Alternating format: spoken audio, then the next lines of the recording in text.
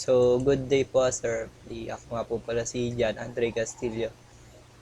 Group leader po ng Group 8. And ang aming website is yung ito pong Sports Centrals na all about sports po.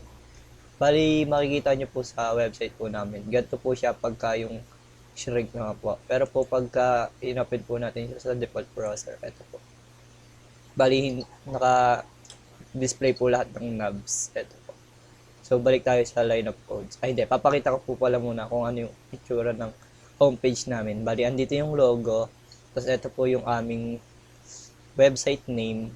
Ito naman po yung mga knobs. Meron kaming 6 na knobs, which is yung home, about, category, FAQ, register, and sign in. Bali, ako lang po muna yung mag-explain ng homepage namin. Tapos, yung ibang ka-group ko naman po ang mag-explain ng ibang navigation namin yung nandito.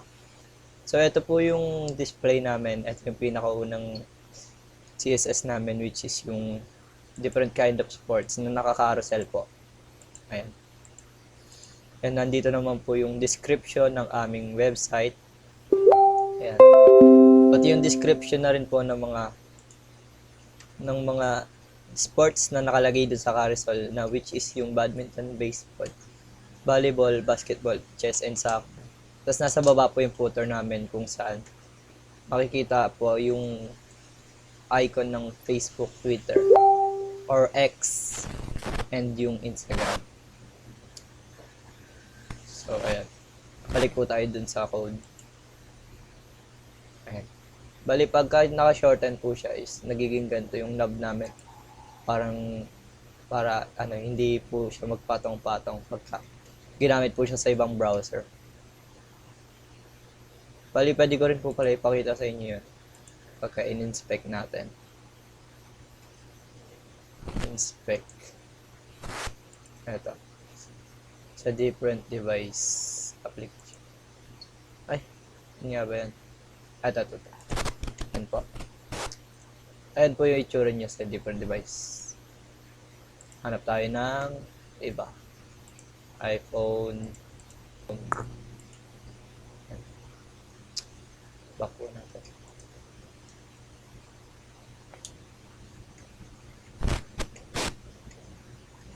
Try po tayo sa code natin. Ayan. Bale, ito po yung code namin. Yan yung sign up. Ayan po yung mga knob po yan. Kasi ito yung pinakauna, yung home. Ito yung pangalan ng website namin. Kasi ito sa logo, yung image source, Sports Central. Ito po yan. Andyan din po yung kung saan siya nakalagay, kung gaano kalapad, tsaka gaano kataas. Sports Centrals are website name na naka H3. And ito po. Ito naman po sa sa baba yung mga nav po na nandito. Which is yung mga pangalan po ng site. Pagka pinindot, dun po sila makakarating.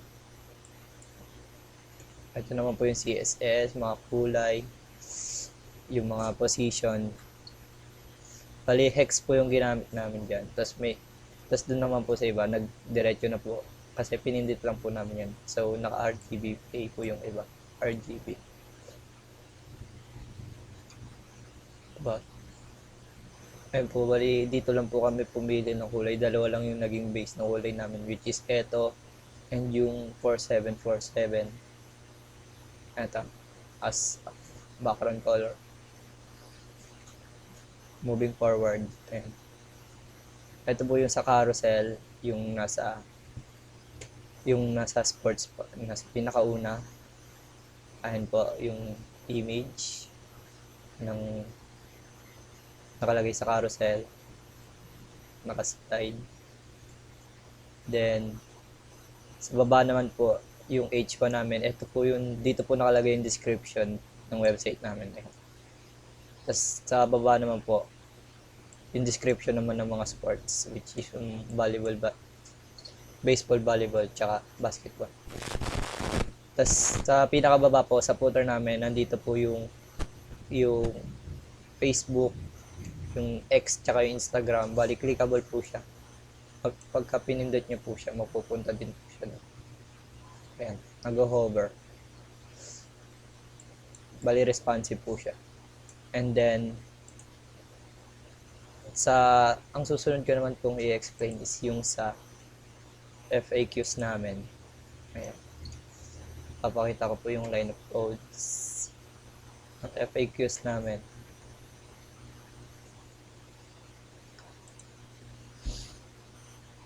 Ayan. Bali, ito lang po yung nakalagay sa FAQs namin. Frequently asked question. Yung tungkol naman po sa mga regarding lang sa website namin, such as what is Sports Central. Tapos pag pinindot niyo po yan, lalabas po kung ano po yung sagot doon. Yan. Bali, ganun din po sa iba, how na-involve. Dito po malalaman ng viewer namin or yung gagamit ng website namin yung gusto pa nilang malaman. Ayan.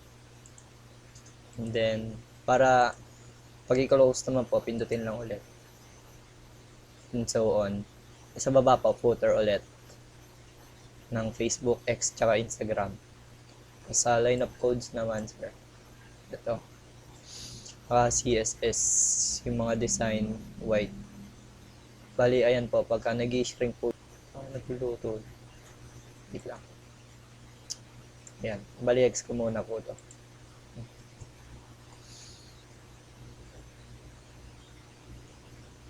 Ito yung home done.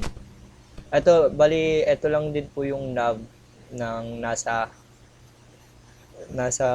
navigation ng namin, ng tawag dito ng website namin. Bali tinanggal namin dito yung yung sign in tsaka yung no register kasi pumasok na siya sa website so dapat wala na.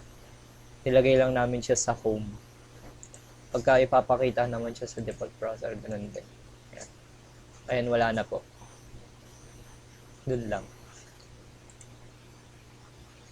Ayan. Navigation bar. Tapos ito po yung mga responsive menu toggle namin.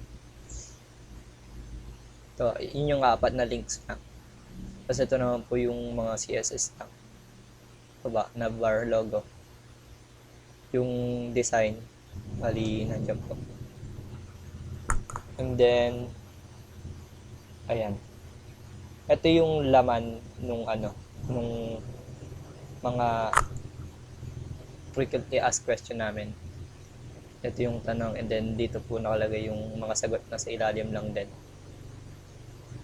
Ayan. So, dire-diretso lang. Tapos again yun, footer na po ulit. Href para responsive pa rin po yung pagka pinindot siya. Tapos ito po, na bali nilagyan po namin ng ng JavaScript yung yung frequently asked question namin. Ayan. Nag-iiba po ng kulay if itatagal mo po siya. Ayan, style background color po. Pagka tinapat mo po siya, tulad po nito. Ayan. Pag pinindot mo po, mag-iiba yung kulay niya. Kasabay ng paglitaw nung explanation dun sa question. So, yun lang po yung part ko, which is yung home, tsaka yung frequently asked question. And so, good day po sir. So, ang explain ko naman po ngayon is yung about po ng website po namin. So, dito po makikita natin yung mission po namin. Tapos, sunod naman po dito pag yung mga team members ko po, which is si Andre, si Renz, ako, at si Katungod. So, pag nangyayari sir pagka natututukan ng cursor tong ito nag-hover siya tapos and then so punta naman po tayo dito sa dun sa mismong code po namin. So dito mo nakikita mo namin, so yan po yung mga code namin, navigation. So nandito po yung mga categories ng section, bawat section po. So, ayan.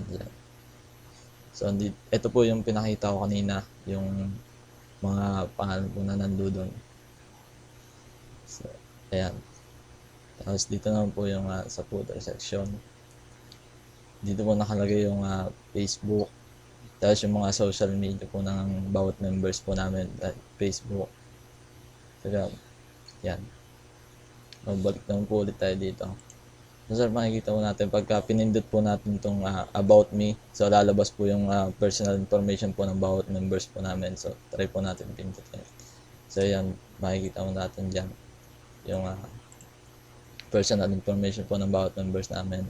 Diyan po nakalagay ang contact information, yung objective po nila, skills, and education academic affiliation. So, balik po tayo dun sa hub natin. So, and yung pinakita ko rin po kanina yun sa mga social media account. Balik po tayo dito. Ay, hindi. So, ito pala. So, ayan. So, ayan naman po. Dito naman po makikita natin yung mga about trabaho po ng mga members po namin. So, si Andre, team leader. Si Renzo Goder, ako naman po yung documentar. And si Katungon po yung researcher po namin. Ayun lang po. So ayan, good morning, good afternoon sir. Ako naman po si Renz Brasa, which is mag-explain po nung mga registration, sign up and sign in, which consider na rin po na meron siyang JavaScript for functionality. So start naman po muna tayo sa registration. So ito po yung line of codes namin sa registration, which is meron po rin kaming internal styles para po dun sa registration. Then, gumamit rin po kami ng class for recalling po dun sa types po na i-design na namin or yung lalagyan namin ng design para po maging functionable or yung action or yung style po niya which is responsive. So, ito po yung mga line of codes or the styling. Gumamit po kami ng font family, padding, margin, and so forth. So, naglagay din po kami ng background image for design po sa background niya, which makikita po natin siya sa ano. Then, yung sa background color naman po for coloring the background para po maging maganda po pag tinitingnan ng mga users. Proceed na po tayo dito sa ano. Ito naman po pala yung sa design ng boxes. Gumamit po tayo ng input type para dun sa mga i-insert po ng mga users natin. Like yung checkbox, text, and so forth. So, marami pa po tayong mga ginamit doon. Papakita po natin yan dito. So, ito naman pong part naman po to. Ito po yung responsive styles po natin para sa navigation, which is yung sa sinabi po ni Andre kanina. So, ito na po tayo yung part ng registration. At gumamit po tayo ng class na reg form para po ma-call natin yung buong part po nung registration natin. So, gumamit po tayo ng label para po dun sa which is yung magiging pangalan po nung paglalagyan po nila ng mga value. So, gumamit po ng label, first name, last name, username, email. Yun po yung mga ginamit natin sa label. So, gumamit po tayo dito ng input type na text, which is mag-get lang po siya ng value na text. Hindi po siya mag-aano ng iba like date, ganun. Hindi po siya or gagana pag gumamit po siya ng ibang value or type. Gumamit rin po tayo ng tel for numbers naman po or contact number. Gumamit din po tayo ng input type na yung sa checkbox or drop down. Ito po yung ginamit natin sa age para naman po yung sa drop down po natin, which pipili na lang po sila, which is we have naman na dalawang part lang po ng gender, which is yung male and female. Para naman po sa birthday, which is gumamit po tayo ng input type na date para po ma-get yung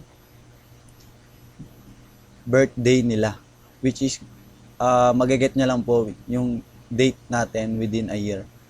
So, gumamit din po kami ng required na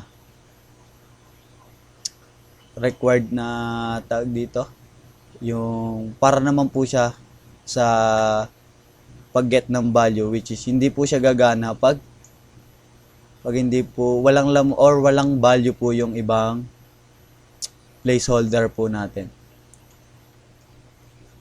Sa country din po, ganun din naman po yung ginamit natin na drop down. So, then sa password naman po, input type natin password. Para naman po sa password.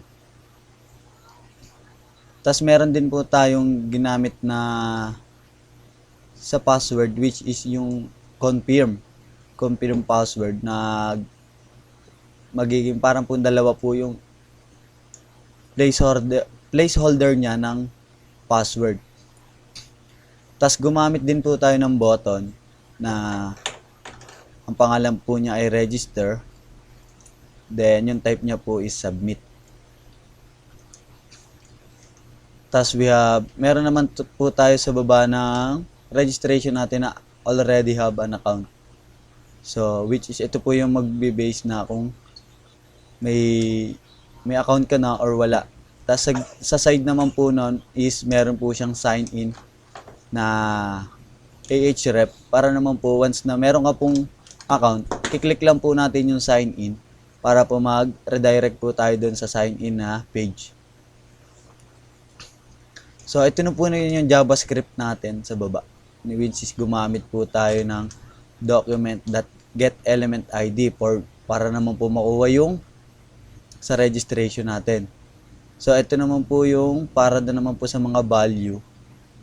Then, nag-research lang po kami about dito kasi nauna po namin ito nagawa before po maturo yung sa script. Ayan po yung mga conditions na magaget lang po niya, or yung condition na para po dun sa mga value na i-insert nila. yan lang po yan.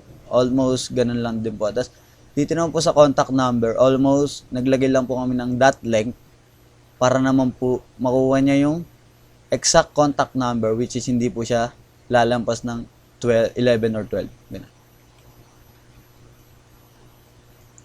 Then, sa ano naman po namin, sa age, kailangan po niya ng 18 above para po like, even kung yung website naman po namin is more on like, pang students or pang adult, gumamit na lang po kami na itong age, which is para naman po sa mga adult. Yun. Sa password length naman po, which is 6 characters long lang po yung ginamit namin. Tapos yun lang po. Tapos once po na may nag-register na po siya, may magpa-pop up to na alert, which is lalabas po siya na registration successfully. So papakita ko po sa inyo kung ano yung design namin sa registration. So ito po yung sa registration namin. Mag-try po tayo na magre-register na makikita natin yung nagpa-pop up na alert. Try po natin dito.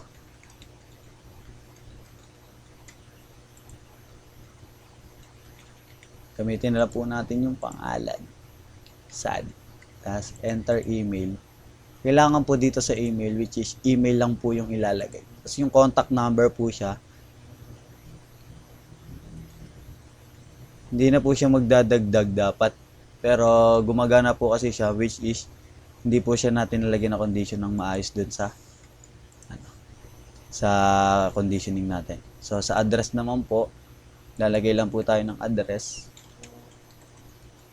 Bubuyan, age 19. Gender, ito po yung sinasabi ko sa drop down. Pipili na lang po tayo ng gender natin. Sa birthday naman po, and 12/2004. Select country, Philippines. Password.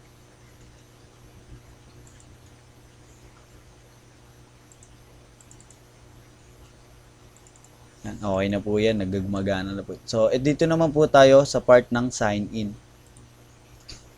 Ito po yung design ng sign in. So, balik po tayo sa code. Explain ko po yung code ng sign in. Ito naman po yung sa sign in.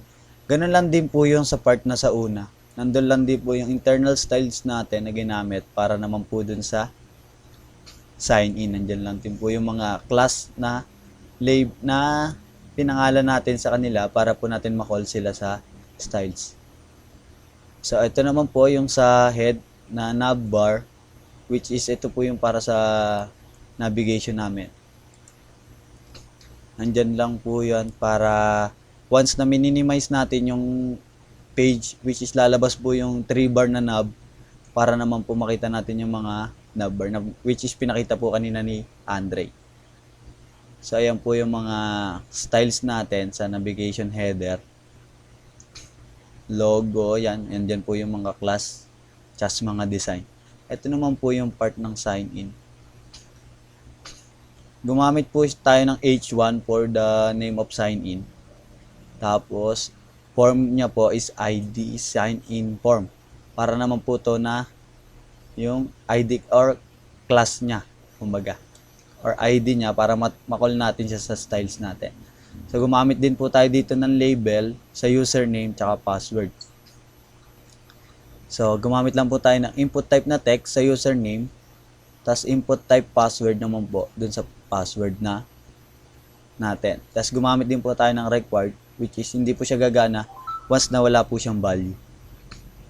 Ganun lang din po, para din lang po sa registration, nandun din po yung don't have an account. So, kailangan naman ng sign up para naman po mag-sign up tayo, which is para po magkaroon ng account. Gumamit lang din po tayo ng script for functionality naman po. Gumamit po tayo ng function na validate form para po dun sa function natin, which is ito po yon, yung sa validation form ng ating sign up. Username and password, that value kasi kailangan po natin ng value. So, ito po yung mga condition na pag may username and password, yan, lalabas mo yung alert, please fill in the both fields. Tapos, ito naman po yung second if natin para naman po siya, please enter valid email address. Once na po na mali po yung nilagay niya na email. So, ito naman pong alert sa baba, which is ito po yung para sa sign in successfully. Once na nakapag-sign in po tayo, lalabas po yung sign in successfully. Pakita ko po yung design. Ito po yung design natin. So, tatry po natin kung magagana yung alert.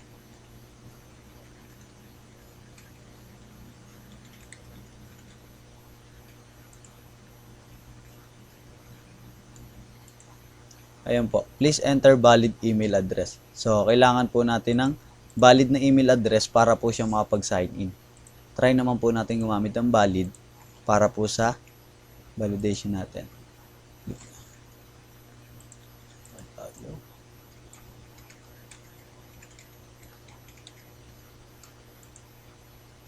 Okay, gumagana naman po siya.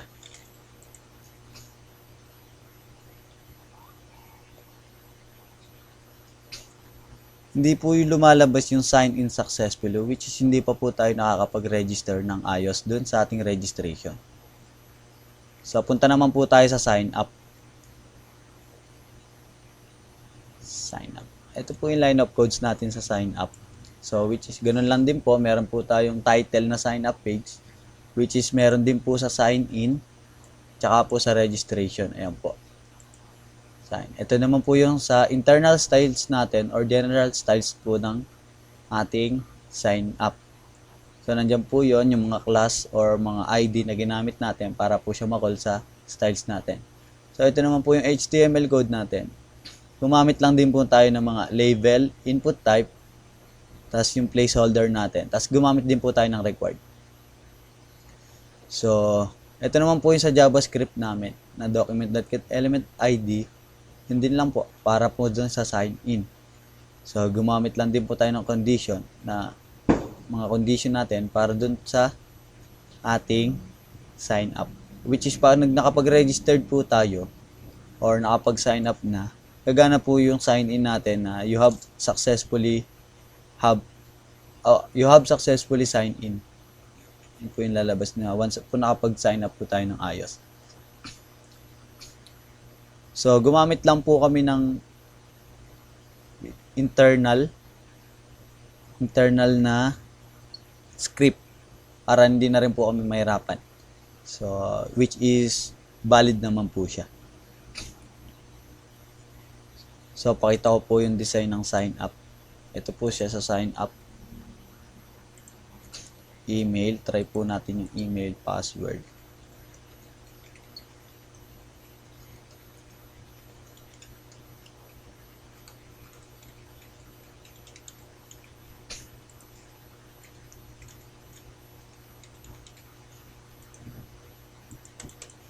So, hindi po siya gumagana kasi wala pa po siyang which is mali po yung password yata natin. Try natin.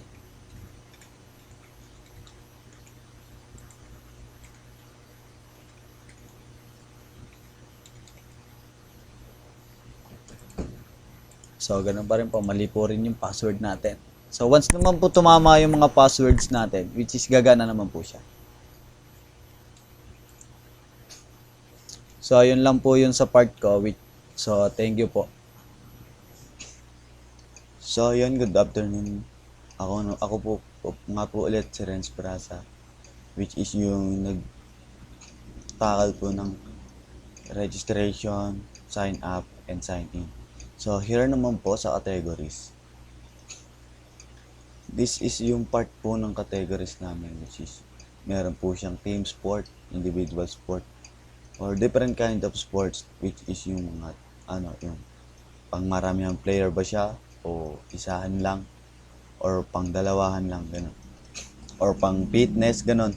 Yan po yung itatakal natin. So dito naman po sa first part natin, title po natin is categories Sports Central.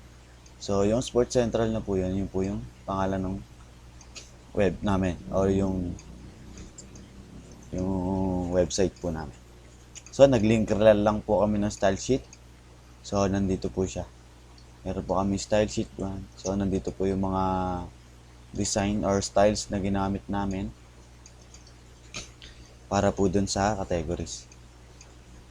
So, balik po tayo sa categories. So, yun. Tapos, ito naman po, which is, I think, bootstrap po to or galing sa Google na which is para po siya sa navbar. So, ito yung sa internal styles naman po natin sa categories. Ayan po yung that categories, which is yan po yung class natin. Yan, nandiyan po lahat yung mga styles na ginamit in internal. Kasi naman pong navigation bar. So, ito lang din po yung mga katulad ng tinakil kanina or tinakil ni Andre. Pare-pares lang po yan. Isa lang din po yan. So, Ahref para sa home, about, categories, and FAQ. Then, ito po yung internal styles ng navbar natin, which is pag mini-minimize po natin yung page is nagkakaroon po siya ng 3-bar nav.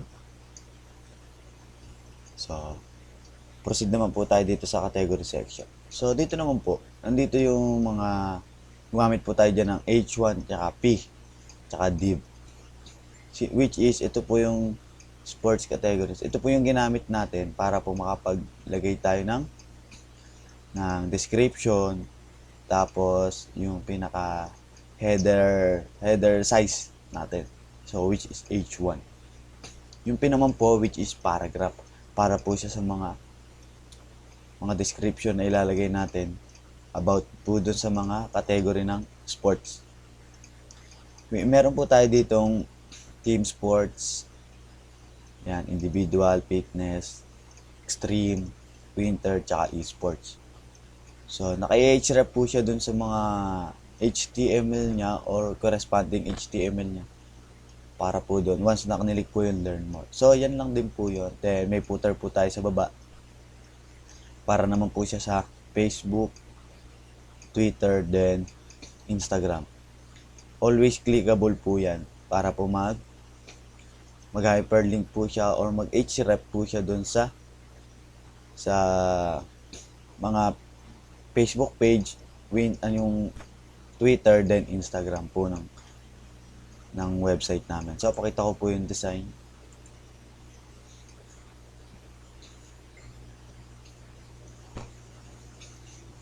So, ito po yung sinasabi ko sa inyo.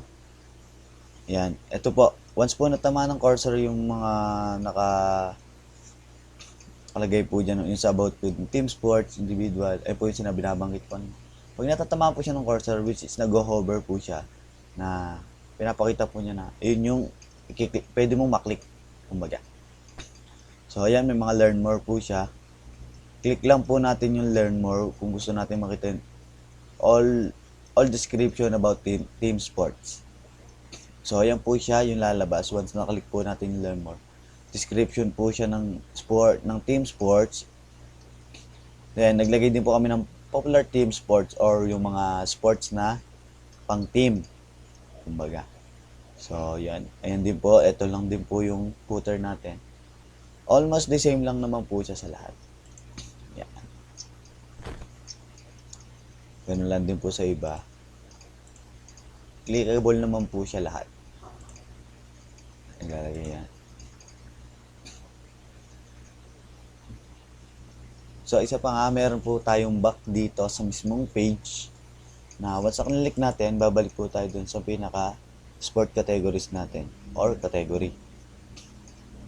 So, click po natin yung last, yung esports. Ayan po, mga esports. Click natin yung back, babalik po siya categories. Yun lang po. And thank you.